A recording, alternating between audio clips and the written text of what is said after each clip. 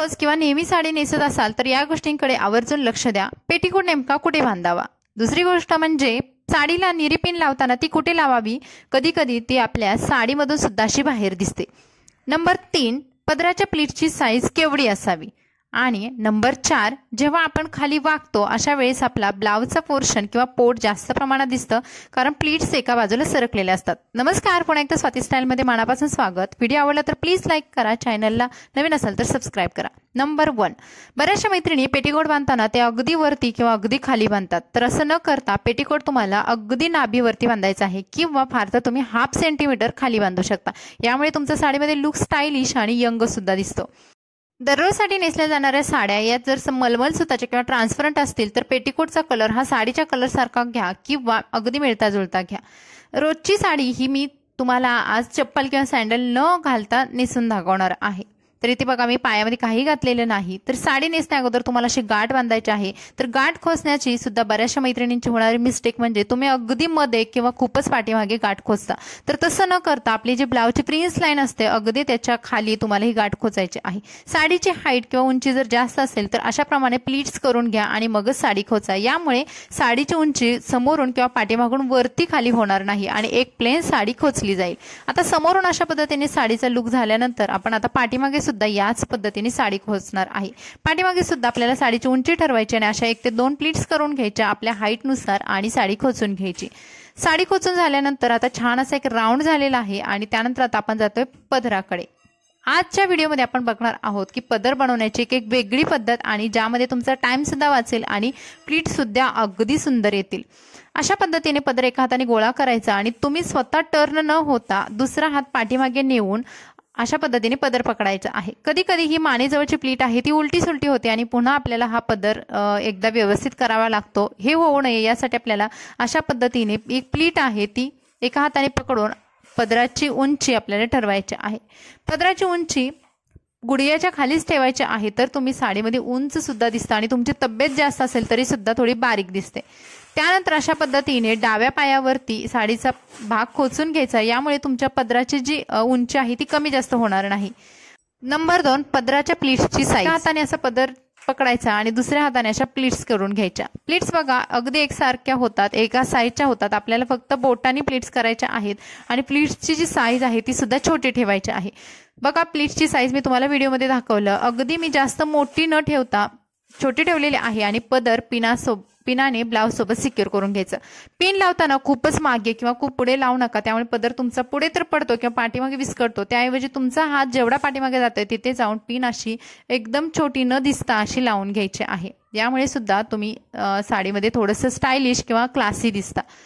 बऱ्याचशा मैत्रिणींची होणारी आणखी एक चूक म्हणजे बऱ्याचशा मैत्रिणी मानेजवळ येणारी प्लीट आहे ती खूप वरती खेचतात. तर असं न करता तुम्हाला थोडंसं क्रॉस पद्धत करायची आहे. म्हणजे पदर आहे तो तिरपा घ्यायचा आहे आणि त्यानंतर या सर्व प्लीट्स आहेत त्या हाताने व्यवस्थित करायच्या आहेत. कमरेजवळ जर आपला भाग व्यवस्थित येत नसेल तर तुम्हाला ही पद्धत वापरायची आहे. पाठीमागून पूर्ण साडी छान अशी गोळा करून आणायची आहे, कुठेही लूज ठेवायची नाही. आणि ही साडी डाव्या हाताने अशा पद्धतीने पकडायची आहे आणि उजव्या हाताने जेवढा उजव्या पायापर्यंत साडीचा भाग येतोय तेवढा घ्यायचा आणि खोचून द्यायचा. डाव्या पायावर असा साडीचा भाग खोचल्यानंतर समोर जो भाग राहतो तिथे आपल्याला निर्या करायच्या आहेत. निर्या करताना समोरच्या 2 बोटांचा कात्रीसारखा भाग करायचा आणि जेवढं तुमच्या हातामध्ये म्हणजे जेवढा तुमचा पंजा आहे तेवढी तुम्हाला निरी एक करायची आहे. खूप छोट्या किंवा खूपच मोठ्या अशा निऱ्या करू नका, त्यामुळे भरपूर निऱ्या समोरून आल्या तरी सुद्धा साडीचा भाग फुलल्यासारखा वाटतो आणि आपली तब्येत नसेल तरी सुद्धा तब्येत जास्त दिसते.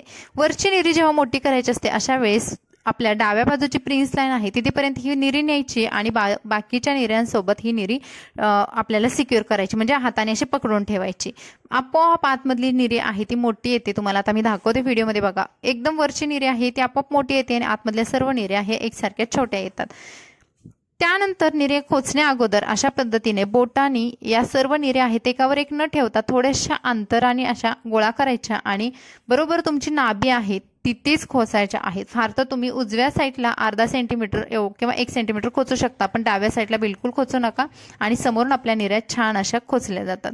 नंबर 3, ज्याकडे आपल्याला आवर्जून लक्ष द्यायचं आहे लावताना जेव्हा आपण अशी मोठी पिन वापरतो आणि ती जेव्हा आपल्या ट्रान्सपरंट साडीमधून अशी बाहेरून दिसते, तर अशा पद्धतीने तुम्ही निरीला पिन लावू नका. तर निरी पिन लावण्याची एक वेगळी पद्धत आहे, ज्यामधून तुमची पिन पण दिसणार नाही आणि साडीसुद्धा सिक्युअर राहील. तर काय करायचं आहे, सर्वात वरची जी निरी आहे तर ती अशी खोलून घ्यायची आणि आतमधल्या सर्व निऱ्या एका हाताने पकडून घ्यायच्या आणि ही पिन आहे तर ती आतमधून पेटीकोट सोबत या निऱ्यांना लावून घ्यायची आहे. तर आता बघा, इथे व्हिडिओमध्ये अगदी क्लिअर मी दाखवलेलं आहे, अगदी स्लोमध्ये आणि जवळून दाखवलेलं आहे. तर ही या निऱ्या आहेत तर त्या सर्व निऱ्या मी पिनने सिक्युअर केल्या आणि वरची जी निरी आपण वेगळी केली होती तर ती निरी पुन्हा त्याच्यावरून खोचून घ्यायची. आता इथे बघा, तुमची पिन पण दिसणार नाही. तुमचे साडी ट्रान्सपरंट असतील किंवा काही वेळेस आपल्या साड्या ह्या जॉर्जेट किंवा भरपूर मलमल नेटच्या साड्या असतात, त्यांच्यासाठी सुद्धा तुम्ही ही ट्रिक वापरू शकता. डाव्या पायावर आपल्याला जर असं छान पोर्शन हवा असेल, काठ एकदम साडीची व्यवस्थित दिसावे किंवा एकदम फिटिंगमध्ये साडी नेसायची असं हवा असेल, तर तुम्ही उजव्या हाताने हा भाग, डाव्या साईडचा भाग हा असा काढून घ्या आणि तिथेच रोल करून खोचून घ्या. जर तुम्ही हा भाग रोल नाही केला तर तो भाग पुन्हा लूज होण्याचे चान्सेस असतात, त्यामुळे तुम्हाला थोडा रोल करायचा आहे, मगच खोचायचं आहे.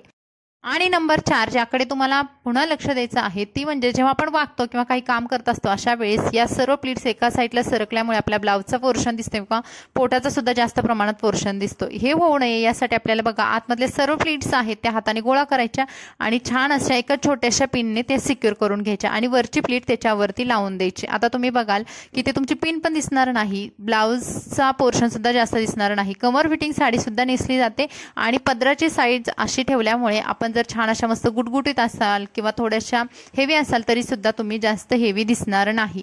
आणि ही झालेली आहे आपली परफेक्ट साडी नेसून. पाठीमागचा सुद्धा लुक मी तुमच्यासोबत शेअर केलेला आहे. आता निरीची उंची किती ठेवायची हे सुद्धा मी दाखवलं. जर तुम्ही दररोजसाठी साडी नेसत असाल तर निरीची उंची ही तुमच्या अंगठ्याला टेकेल एवढ्याच उंचीच्या ठेवा, जास्त पायगोळ नेसू नका. तर मैत्रिणींनो, हा होता आजचा व्हिडिओ. तुम्हाला कोणते प्रॉब्लेम असतील साडीविषयी तर नक्की विचारा. भेटून नवीन व्हिडिओमध्ये. बाबा.